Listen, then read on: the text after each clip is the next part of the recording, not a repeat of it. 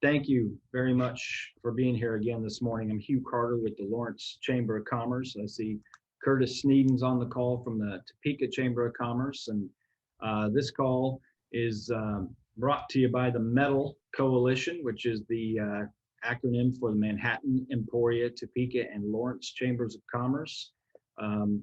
Thankfully, thank you to Wayne Bell and Michael Barrera. They reached out to us and had done previous webinars when the pandemic first broke out for the METL Coalition, and offered to do this morning related to the Restaurant Revitalization Fund. So we very much appreciate you being proactive like that and reaching out to us. For those who don't know, METL was formed really as an advocacy organization, kind of bringing together a regional voice here. Our chambers altogether have about 3,000 business members, many of which are restaurants. So it's an important part of our membership.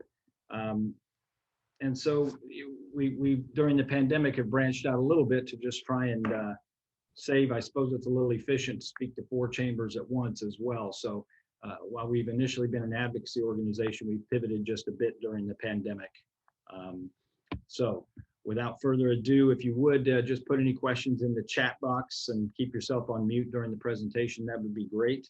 I'd like to introduce Wayne Bell and Michael Barrera. They are district directors for the United States Small Business Administration for the area of Kansas City and Wichita, respectively. And with that, thank you again, gentlemen. I will turn it over to you. Hey, Wayne, if you want me to go first, and you can kind of go into your presentation. Sure, that would be great. That'll be great. Thanks, Wayne. Hey, thanks a lot, everybody, for joining us here today. We're excited about this program. It's been a great success since we've gotten it started. Last 36 hours, we just got stats, and then over 186,000 applications have been submitted from all 50 states, and about a third of those, 60,000, are coming from those businesses who have less than $500,000 in gross revenues. So it really is geared towards the smaller restaurants as well as the other ones. So it's going to be a great program. We have a lot of information here today. I'm going to turn it over to my brother, Wayne, and then we'll get started today. Go ahead, Wayne. All right. Thank you, Michael. And thank you, Hugh, for quickly really facilitating, this webinar and bringing us together. Michael and I have really been intentional about reaching out to chambers throughout the state. You all were one of the first groups that came to mind, being this coalition. And so we really appreciate you, Hugh, taking the lead in terms of coordinating this, but also want to acknowledge all of the respective chambers. So for the Manhattan Chamber, the Emporia Chamber, the Topeka Chamber, and the Lawrence Chamber, thank you all for being here. And perhaps there are others outside of those 4 cities. Perhaps there are other chamber members from around the state that have jumped on or that will be watching this recording later. As you pointed out, I am Wayne Bell, the district director with the U.S. Small Business Administration in the Wichita district office. And so our territory, Michael and I talk about this quite a bit, our territory formally, really, we cover everything west of Topeka. And then Michael has the eastern part of the state. But, in terms of needing SBA assistance, here's what we encourage everyone to do. Reach out to us. You can reach out to the Kansas City district office or the Wichita office. It really doesn't matter, because what we're going to do is we're going to listen to whatever the issue is or the question. We're going to try to get you some answers, and then we're going to hand you off eventually to the right resource if you need to go deeper. And so with all that said, we just want to leave you with, there's no wrong door, to go when you're looking for SBA resources. Reach out to us. We're here to help. And that's what this webinar and this program is all about. Specifically, we're going to talk a bit today about the Restaurant Revitalization Fund. I'm going to assume that the majority of the audience is familiar with this fund. It just went live Monday of this week. And prior to that, there were a lot of information sessions and at least a good amount of material that had been posted online. But perhaps there'll be a few questions answered today if there's some remaining questions. And if not, we can point you in the right direction to get the information you need. So I'm going to get started with the presentation, and then I'll hand it off kind of midway to Michael Barrera to wrap things up. And what we'll do is also bring up the website and show you how to get to all of the information that you need. And so, as I noted, this is about the Restaurant Revitalization Fund. Oh, by the way, I need to share my slides, or you guys will just be watching me talk.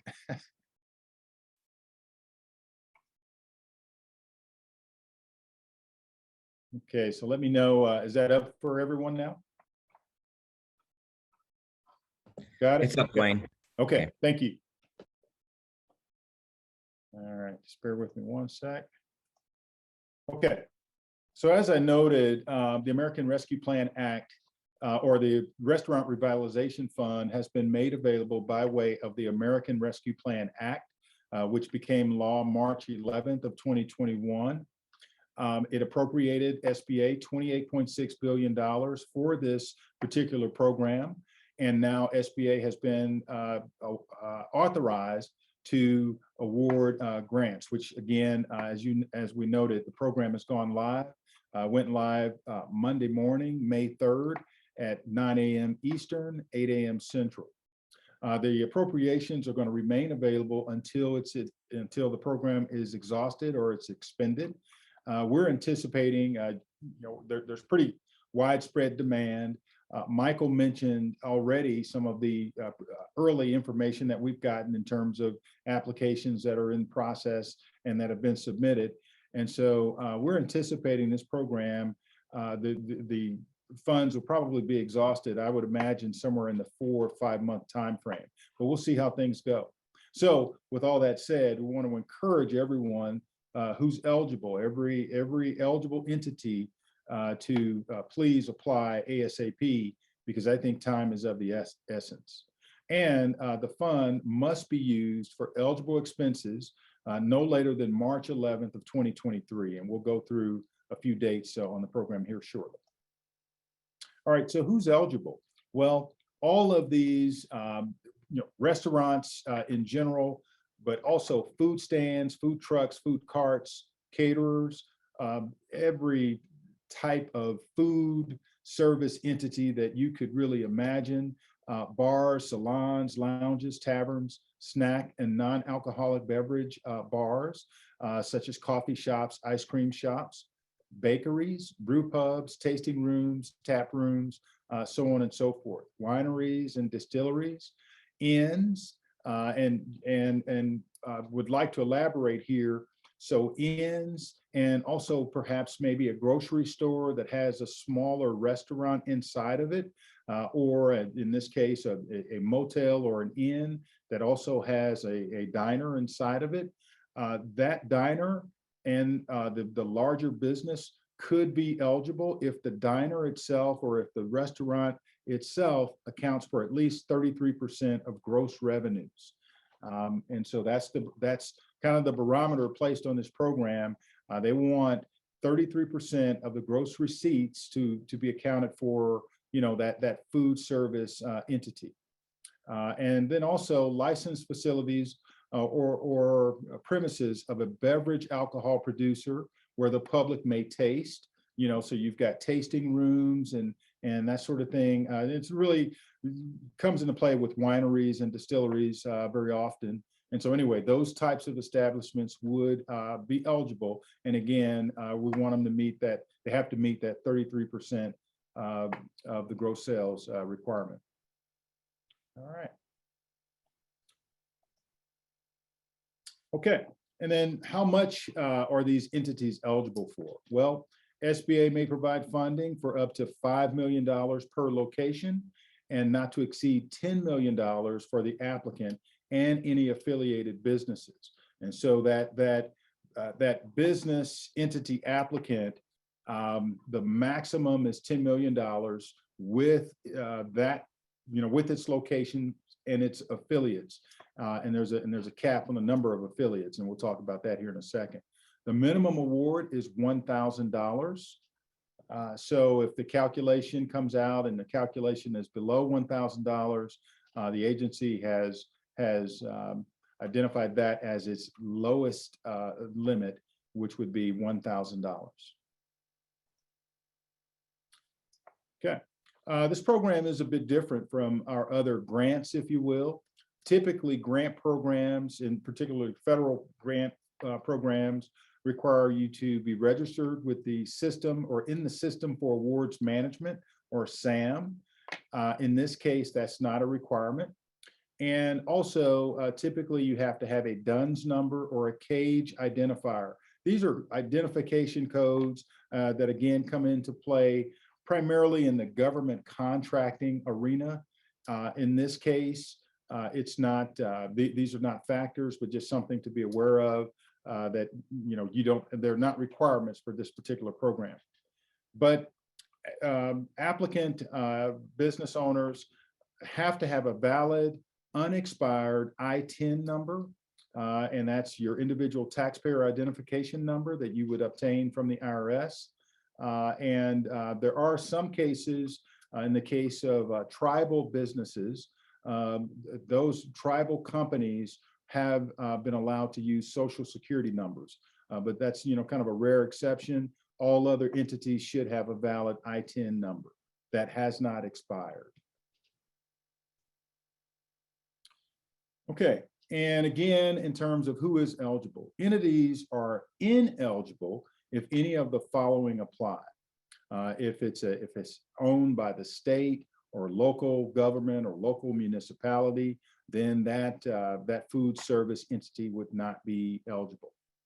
And as of March 13th, 2020, it cannot own or operate together with any affiliates, and this pertains to the business entity applicant, cannot own or operate more than 20 locations. This the standard on this particular program is 20 locations or fewer. That would be allowed for any one business entity applicant. If they have, if they're a franchisee, that's probably the best example that comes to mind. You've got many franchisees in our area that have multiple locations, and if they exceed 20 locations, they would be ineligible for this program. And the applicant cannot have a pending application for the Shuttered Venue Operators Grant, nor could they have already received a Shuttered Venue Operators Grant. These two programs more or less conflict. So you can't use the Restaurant Revitalization Fund if you are already receiving the Shuttered Venue Operators Grant, or if you have a pending application. And you can't be a publicly traded company. And also your restaurant or food or beverage entity cannot be permanently closed. We know that there are many different scenarios where perhaps the restaurant or the food or beverage company temporarily closed. Obviously, with all of the stay-at-home orders, we understand that those things occurred, but it cannot be a situation where they have permanently closed. That would deem the applicant ineligible. And it can't be a nonprofit organization. We've gotten this question quite a bit. A number of, our other programs, such as the Economic Injury Disaster Loan or the Targeted Idle Advance Grant, there are some other resources that SBA has made available for nonprofit organizations. But this specific program is limited to for-profit entities, and particularly those that are operating in food and beverage establishments. And so moving on, again, it has to be at least, the funding request has to be at least $1,000. And by the way, a lot of our language, I may say award, and a lot of the language here in the program says award. These are essentially grants. These will not have to be repaid. All right, in terms of legal structure, everything applies that you see here, C Corp, S Corp. Many of the entities in our area, the most common structure is an LLC. And so all of these noted here are eligible. And I'll just point out that tribal businesses, which is rare in Kansas, but tribal businesses, again, they have that exception where they can utilize social security numbers rather than the ITIN number. Okay. All right, and so I mentioned franchises, and again, any business concern operating as a franchise and meeting all of the other program requirements is eligible.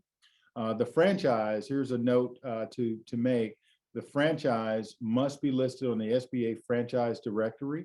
Many of them are. You know, I'll use an example. I'll just throw out an example. Freddy's restaurants. Freddy's is in the SBA Franchise Directory.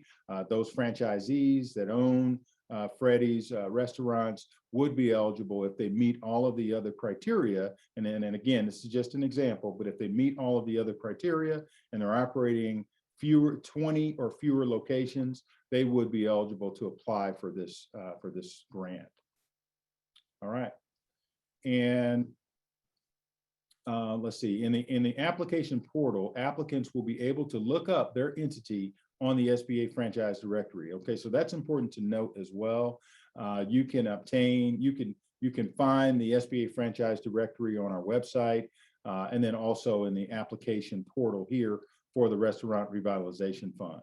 And then for brands not listed on the directory, including brands that have previously been denied listing on the directory because of affiliation issues, the franchisor must submit the franchise disclosure document or the agreement and all other documents a franchisee is required to sign. And the reason for this is SBA reviews franchise agreements to make sure that the franchisor is not exercising control of the smaller business, the franchisee. And so this comes into play often with SBA financing, and it's one of the things that ultimately leads to getting a company listed on SBA's franchise directory. So if you have any questions, don't hesitate to reach out. And we've got some contact information for additional customer service, specifically for the Restaurant Revitalization Fund. All right, applicants who are in bankruptcy. In short, applicants who are in bankruptcy, if you do not have an approved reorganization plan, then until you receive that plan, you would be ineligible for applying. But once you receive a court-approved reorganization plan, then you're able to apply. Applicants who are in Chapter 7 liquidation bankruptcy would not be allowed or eligible to apply. And then also, again, those that are permanently closed, so those establishments that are permanently closed would not be able to, they would not be eligible. Again, those that are temporarily closed or that closed intermittently, no problem there. It's an expectation that certainly with the stay-at-home orders and the public safety issues all related to COVID, that we certainly understand, and that's not a problem. But for those establishments that permanently close, you would not be eligible for the program. All right, and so how do other SBA relief programs impact your award for the Restaurant Revitalization Fund? So any applicants that have received PPP, that will have to be deducted from your calculation. And what's neat about the application process, as you navigate the application, it calculates that for you. You have to submit, obviously, the information and the amount that you received in PPP, and then before everything's finalized, you'll know what amount of award you're looking at as you navigate through the application. All right. And by the way, you guys may have heard, and Michael and I were talking about this the other day, but you may have heard that PPP, the funding for PPP was just exhausted. So new applications are not being accepted. The program was to accept applications through May 31st of 2021. but we just learned, I believe, late Monday, that again, the program funding was exhausted. And so what's happening now, any PPP applications that were already in process, those I believe are continuing to be processed, but there are no new applications that are being accepted. It's also important to note down here, the applicant for the Restaurant Revitalization Fund must not have a pending application or must not have received a shuttered venue operators grant. And then also, if you have a pending application for PPP, you need to wait until that award is done, or until that loan is dispersed, before proceeding with your RRF application, because of this offset that's going to occur. So you would have to wait if you have a pending PPP application. All right.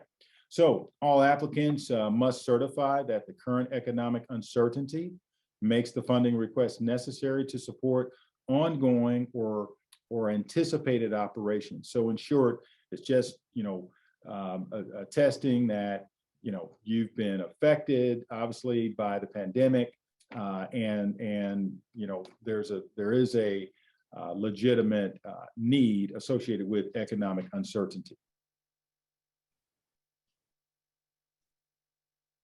All right, how can you use the funds? Well, really broadly, for most business expenses, it's not a problem.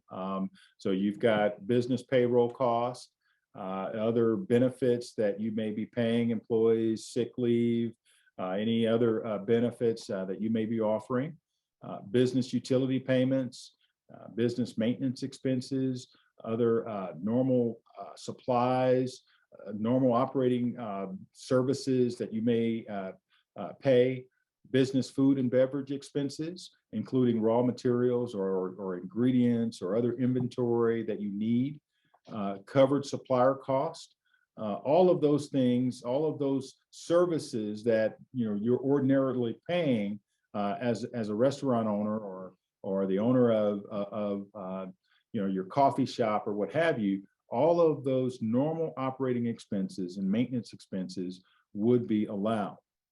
All right. Other business operating expenses such as insurance, marketing, other legal fees, licenses, point of sale equipment. If you had to upgrade from perhaps you're using Square and you're going to another point of sale provider, all of those expenses are allowed. In terms of construction expenses, the only construction expenses that are allowed are those expenses associated with construction of outdoor seating. If it's expansion cost, going to a larger location or an additional location, those expansion costs are not allowed. All right.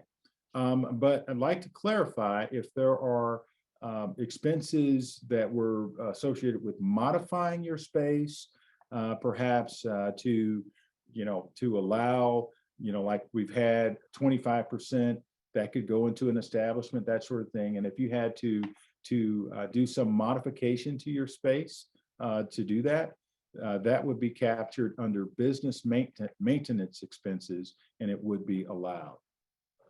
Other expenses that are allowed, business debt. So payments on any business mortgage obligation, both principal and interest. Doesn't include any prepayment, so you can't prepay moving forward. But certainly, if you've gotten in the rears on a mortgage or a lease or other credit, business credit, you can catch those things up. But then moving forward, you would have to just use the RRF funds to make those current payments and not to make future payments on your on the debt. All right. And so the window that you have to use the funds, that's going to go from February 15th of 2020 through March 11th of 2023. So any of that that debt or those expenses that occurred between February 15, 2020 and all the way going out until March 11, 2023, that would be those expenses may be covered. If the business permanently closes after receiving funds, then that covered period is going to reduce. That's going to be either the date that the business closes or May 11th of 2023, whichever occurs sooner. And then any funds not spent on eligible expenses by the time the covered period ends must be returned to the government. So in that scenario, the business closed and you still had other funds remaining, then that would need to be returned to the SBA. All right. Again, a bit more about, when do you have to use the funds? And so every year you're going to, and beginning with this December of 2021, the applicants or the recipient of the RRF funds will have to specify how they've used the funds on an annual basis. And so entities must provide a detailed expenditure report, and then they're going to certify for the required period. So in 2021, this is how we used the funding. And then in December of 2022, you'll have to do the same thing until we reach 2023 or through 2023. All right. And beginning in December of 2021, so that second bullet there again, applicants are required to provide the self-reported, unaudited data detailing the use of the distributed funds each year. And again, that's going to go through 2023. And SBA is going to provide in the coming weeks more guidance on exactly the criteria and everything that needs to go into the detailed report, and then the procedures for submitting that report. So all of that information is coming. I suspect we'll have it here in a few weeks. Okay. All right. So how do you calculate your amount? And this will be, I'm going to hand it off to Michael Barrera after covering this calculation. This is really, I think, the most straightforward of the calculations. So in this example, you would have, if you had a business that had been in operation, a restaurant that had been in operation all of 2019, then basically you would take those gross receipts for 2019 in this example, and you would subtract your 2020 gross receipts. And so I'd like to use round numbers. If you had 500,000 in 2019 as your gross receipts, and if all of a sudden you had, due to the pandemic in 2020, those gross receipts dipped to 200,000.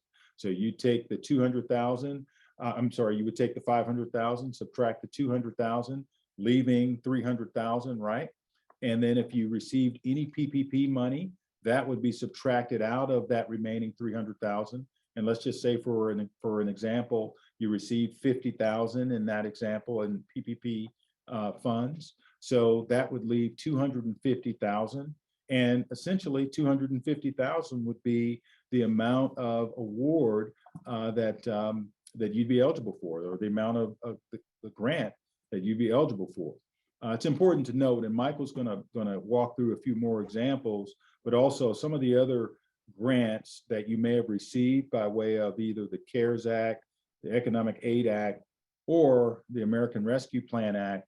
Any grant funding associated with COVID, you would have to subtract that out as well. So I'm going to hand off to Michael, and Michael, I'll bring up the website whenever you're ready. Okay, thank you, Wayne. As Wayne went over the first calculation, there's two other calculations that you can utilize in applying for the restaurant grant money. Next slide. Okay, calculation number 2. Now, this is for those who began operations partially through 2019. What you would basically do, say you started in July of 2019. You've got 6 months of gross receipts. You average those gross receipts, and then you times that times 12. Then you subtract your 2020 gross receipts, minus any other PPP loan amounts you got, whether that's PPP1 or PPP2. Again, those who began operations partially in 2019 can choose this calculation or in calculation number 3, which we're going over next.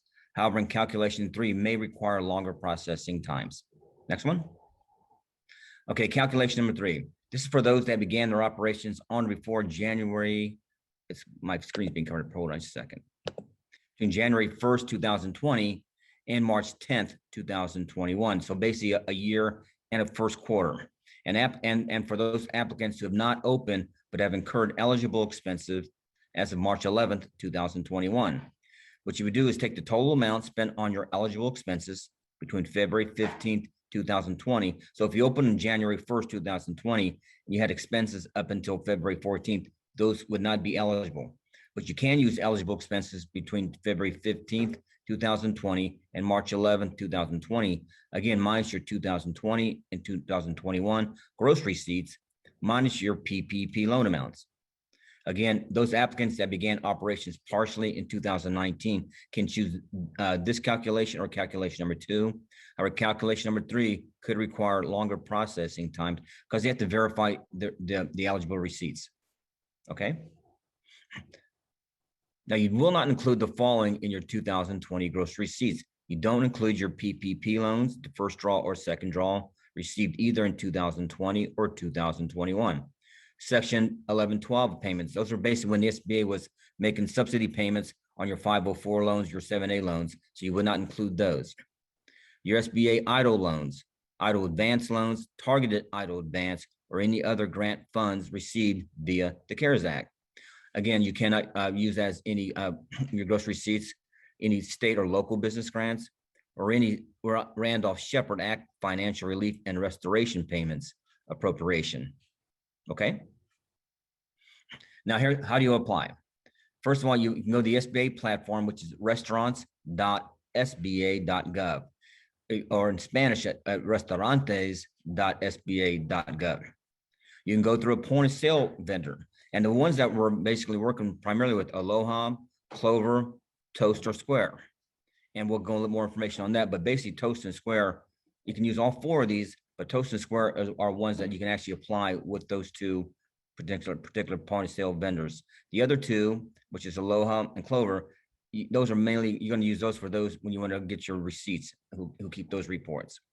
You can also apply through your telephone. This number is going to be important for not just applying, but for this is going to be your information telephone number. But that telephone number is 844-279-8898. Now you have the application of trying to applying with the telephonic application. And what they'll do is they'll have to mail you the actual application. So then you have to take the time to wait for the mail to get there, and then you'll apply for it after you receive it. So it may take some longer processing times, but that's a business decision you'll have to make if you want to apply over the phone or through our platform, which is the best way, or the point of sale vendor, which is just as good. Thanks. Next one. Okay. What documents do you need? The application, SBA Form 3172, which is the application. It has to be completed, initialed, and signed. Completion of this form on the SBA grant platform will satisfy this requirement. We need verification of tax information. That's IRS Form 4506-T. Again, that needs to be completed and signed by the applicant. Completion of this form can be done on the SBA grant platform, and this will satisfy the requirement. We need some gross receipts documentation. Any of the following documents demonstrating gross receipts and, if applicable, eligible expenses. Business tax returns, your IRS Form 1120 or IRS Form 1120-S. An IRS Form 1040, Schedule C, IRS 1040, Schedule F. For partnerships IRS Form 1065, including K-1s, bank statements, and the bank statements we're going to need. Say you apply here in May, we'll need your previous 3 months of bank statements, which would be April, March, and February. Externally or internally prepared financial statements, such as income statements or P&L statements. Point of sale reports, including IRS Form 1099-K. Okay, this is for the different calculations, what is going to be required. For calculations 1 and 2, we'll need the SBA form, the SBA application, which is Form 3172, the tax verification, IRS Form 4506, 2019 gross receipts, which are tax returns, 3 months of bank statements, 2020 gross receipts. We need at least one of the following. We prefer a federal tax return that's filed or a point of sale report. We'll accept, but this may delay the processing of your application. Externally or internally prepared financial statements, such as your income statements or P&L statements that are signed, dated, and certified as to the accuracy by the applicant. For calculation number 3, it's a little smaller, but what's going to be required, again, the SBA application, the tax verification, 3 months of bank statements, and we'll also need supporting account linkage validation. And what that is, there's a thing called PLAD, where you can actually input. You have 2 ways of doing this. You can put in your basically your ID and password for your bank, and it's supported by basically a process called PLAD. Or you can actually, if you prefer, if that worries you, you can actually upload it your own routing number for your bank account.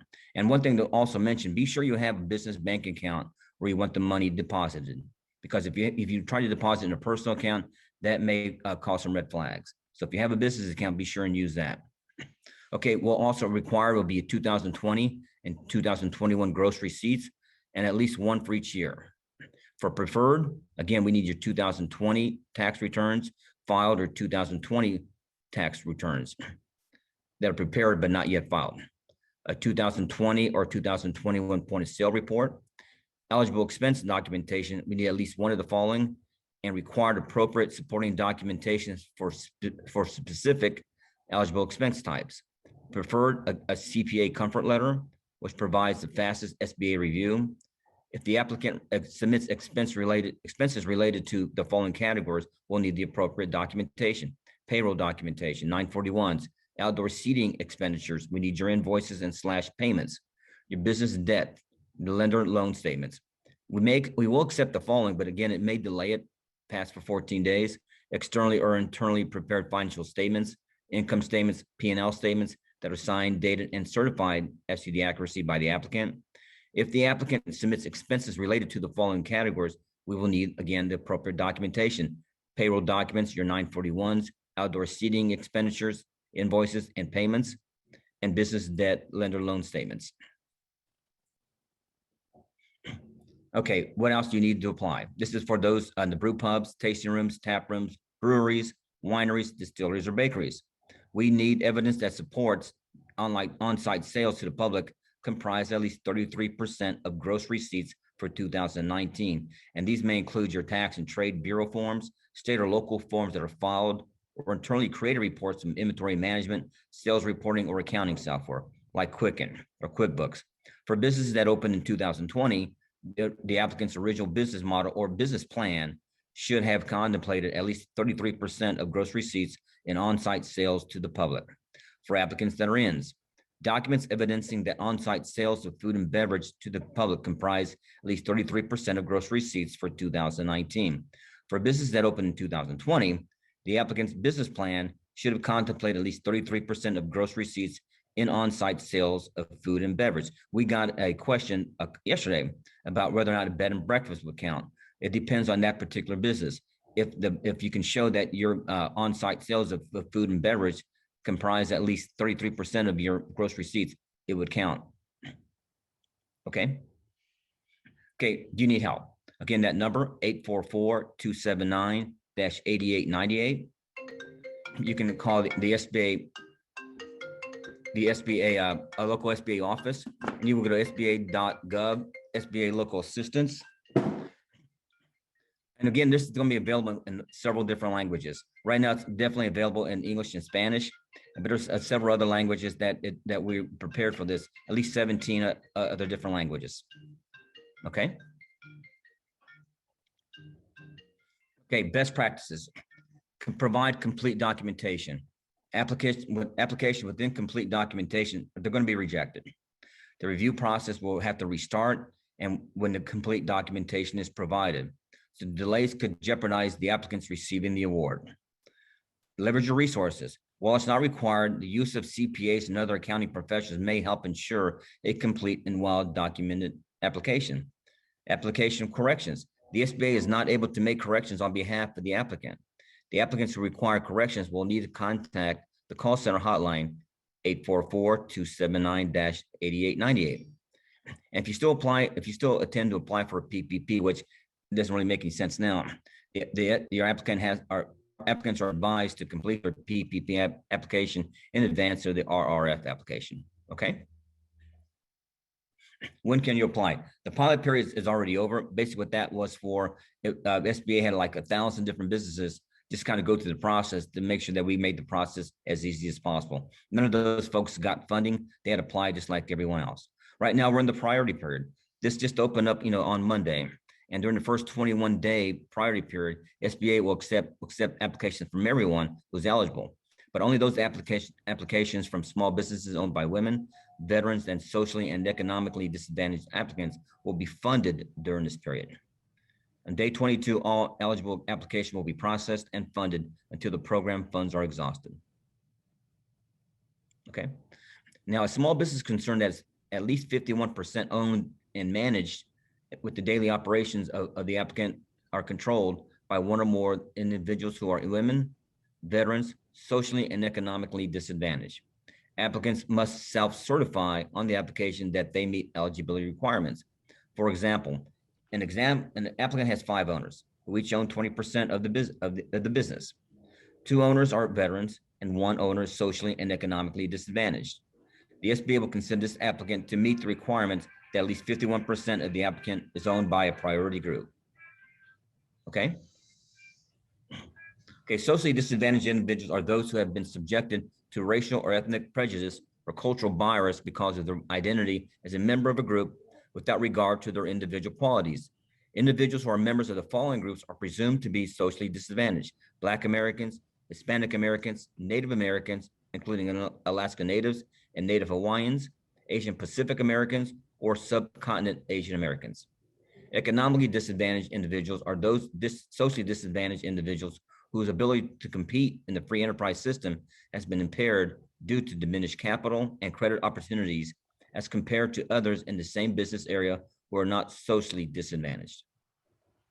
Okay. Okay, this is important. Entities should not be, whatever however you're organized now, you should stay that way. If we found that if the SBA feels that you reorganize for the purpose of qualification for the priority period, this will result in automatic disqualification of the award. Okay, set-asides. There is $5 billion set aside for applicants with 2019 gross receipts of not more than $500,000. There's an additional $4 billion that is set aside for applicants with 2019 gross receipts from $500,001 to $1.5 million. And there's an additional $500 million set aside for applicants with 2019 gross receipts of not more than $50,000. Again, the SBA reserves the right to reallocate these funds at the discretion of the administrator. That's basically the presentation. I think if we got some time, we can go to the website. You have that, Wayne? Okay. If you guys would like, go ahead and go to SBA.gov. And when you get on the SBA.gov, you'll see basically an orange button there that says COVID-19 relief. Click on that button and you'll see the different COVID-19 relief programs from the SBA.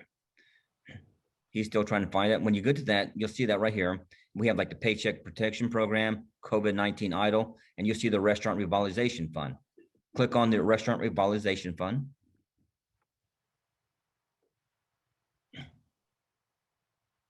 And this page has tons of information. Everything we discuss is on the program details, but I want to take you to the supplemental documents. This is a great place to get more information. We have a program guide. We have a sample application on there. If you go down to the knowledge-based documentation, that is a great place to go to. It basically has articles on the different questions that you may have. You also have technical help articles, and you can actually send in questions, and those are all very helpful to us. But just about any situation that you may have, check on this, and you can see whether or not if your different question is answered. Okay. So that's basically a summary of the program. And, I think there may be some questions here that Wayne and I are more than happy to answer. And we really want to thank the METL for putting this together. And we look forward to working with you not only on this, but on future SBA programs that can help all those businesses in Manhattan, Emporia, Topeka, and Lawrence, and throughout Kansas as well. Great. Michael, Wayne, thank you very much. Not a lot of questions in the chat. I think between your presentation and the website there too, I feel like that might explain why I haven't had as many folks, stressed out over this application. I think it's going fairly smoothly because it's been done well. We're learning through this pandemic, I think. Did have just a couple. It takes 25 to 30 minutes for this application. So I think people are getting through it pretty quickly. That's great. Well, actually a couple. When you talk about business expansion or restaurant expansion costs being ineligible, just want to clarify, a lot of restaurants are changing their footprint by adding more outdoor seating to accommodate additional patio areas, etc. I suppose that could technically be called an expansion, but I assume that's, for these purposes, that is still eligible. Yes, and I think Wayne actually went over that because we are specifically made exceptions for outdoor seating because that probably had to be done because of different local restrictions. We had an example of another situation where someone bought some new chairs. They replaced all the booths inside the restaurant. They bought tables and chairs so they could space people out easier. And we believe that would also be an eligible expense because it was due to restrictions, not just for pure expansion. Gotcha. Curtis had also asked a question when Wayne talked about the PPP. He wondered if there's any idea how long the line is of businesses who hadn't had a chance to apply yet, or Wayne, I think you're on mute. Wayne, I think you're on mute. Okay. Thank you, Michael. No, I hadn't heard anything further about, either applications in process or, that sort of thing. But yesterday, kind of internal, we had a few clients or a few customers that we learned that if they obtained an application number, that they were still going to be, their loans are probably still going to be processed. But if those that were without an application number, probably at the moment, they're not going to be able to proceed. Now, there were some other, Michael, I don't know if you've got the other information, but they talked about, I think, as an example, some of our micro lenders, and there were some other funders that were still yet to be processed. So go ahead. Did you have anything else there, Mike? I know there's a list that we're receiving of the micro lenders, CDFI lenders that are still eligible to actually process some loans. But for the most part, the PPPs have been exhausted. Mm-hmm. And I think when they expanded it, they did say that they would normally last until May 31st or until the funds were exhausted. Right. And now the banks, I believe, will get an extra month or maybe to June 30th, if I'm not mistaken, to process these loans. Mm-hmm. And that's kind of, that's the situation with the RRF, while I think the program is supposed to go all the way out until 2023, right? Mm-hmm. Or we've got that qualifier out there until the funds are exhausted. And I just believe, we believe that with the demand, the funds are going to be exhausted probably quite a bit sooner. And I think Wayne would agree with this. A lot of folks are afraid that why apply because the funds are going to be exhausted. Guys, there's still $28.6 billion, which is still a lot of money. Please go ahead and put your application in because the first 21 days will not exhaust these funds. So be sure and get your applications in. Absolutely. Hey, Hugh, may I ask a question? Please. This is Curtis Sneeden, Topeka Chamber, and I had to shift to my car, so I hope you can still hear me okay. It's been a great presentation. Thank you for your advice on this, gentlemen. Can you hear me okay? Sure. Oh, yeah, just fine. Okay. I wanted to explore maybe a little bit broader question that emanates from some conversations we've had with our minority-owned business owners or business owners. these federal programs like PPP, and we haven't gotten this exact input on the restaurant fund yet, but I would guess it'll be similar. They related to us that in many ways, while these are terrific programs and they're well put together, there are certain aspects from the kind of user end of it that don't dovetail all that well with the way they experience the business world. And for example, the PPP program I thought was a fairly magnificent way to move trillions of dollars across the country in a short order of time. So no criticism of that, but these business owners sort of let us in on the insight that from their standpoint, running down to their local banker with their finances in hand and filling out these applications just wasn't really a type of relationship that they had.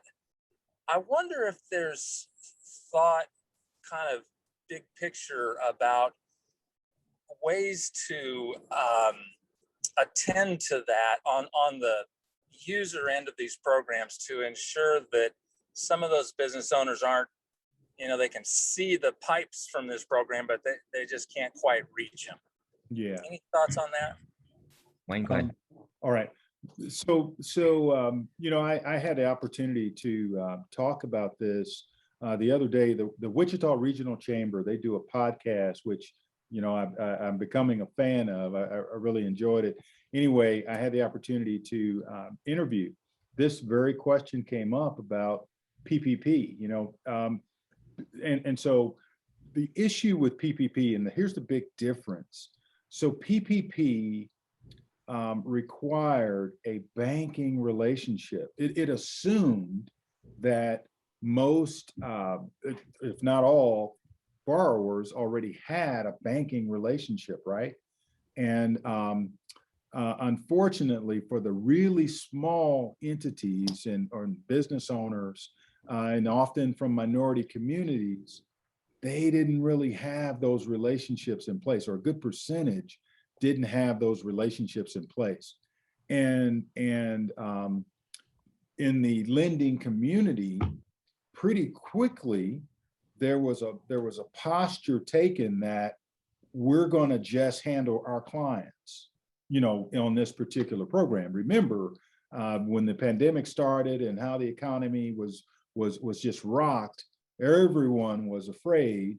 And so that was the posture that the lending community really had taken, was that they were just going to be working with current customers. And so for those really small businesses, they were overlooked, in the process. Now, later in the program, there were certainly some deliberate efforts to service, and there was a period, if you recall, I believe back in this last round of PPP when it launched back in January, there was a period of 2 weeks, I believe, that was just set aside for businesses in that category. So PPP, definitely, that was a part of the issue there.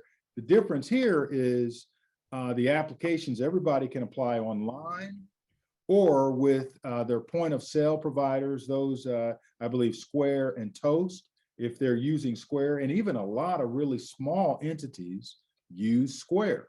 So they could actually apply directly with Square or Toast if they're using that one. So that makes the whole application a bit more efficient. SBA's already got agreements worked out where they're accepting those, those point of sale providers applications. So there is definitely, I think, more steps here to reach all communities and to make it the program more accessible. This priority period right now, again, as Michael pointed out, is for women-owned businesses, veteran-owned, and those that are socially or economically disadvantaged, which typically, minority businesses fall into that category. So there is, I think, right now an opportunity for all businesses, and we're trying to spread the word to all communities. So I'll stop there and ask Michael if he's got anything to add on that one. I agree with everything you said. I think, and my conversation with the different minority groups is that they do acknowledge we got to get our communities more bankable. And that's going to be a partnership and a change of thought between government, chambers, and nonprofits, and actually, and even our schools. Is teaching them about it's okay to be bankable, and teaching about the use of money. And the use of money, you got to know how to be bankable. And I think that's something that kind of we all can start having programs on. How do we get our communities more bankable? Because that's just going to help their community and help the overall. It's not going to help just the minority communities. It's going to help the Topekas. It's going to help the Manhattans. I mean, think of all these students were better at money if they came to live in Manhattan or Lawrence. It's going to be helping the whole overall community, and it'll help them when they go out to business, knowing how the importance of being bankable. So I do think this is a great opportunity for us because we've learned a lot about this particular process. And I think what you said is that you're right. We got to help them become more accessible to the banks. So it's going to take that partnership with banks, government, nonprofits, and the businesses themselves. Yeah, great answers and great points. The Bonnie Lowe, our CEO, is on as well. She put in the chat that one other issue that happened there with the banks as far as processing non-customers was that they had that know your customer caveat that caused some concern about filling out applications with relationships they didn't previously have. Plus, I think they just were so overwhelmed. There was a staffing issue too. Yeah. So it's good. We're moving forward and making improvements. I think that's it. Unless anybody else has a question, feel free to just speak up at this point. Otherwise, I think we'll leave it there. But again, Wayne, Michael, I want to thank you so much for joining us, and everybody here and everybody that clicks on the recording. Feel free to call your local Manhattan, Emporia, Topeka, or Lawrence chamber if there's anything else we can do as well.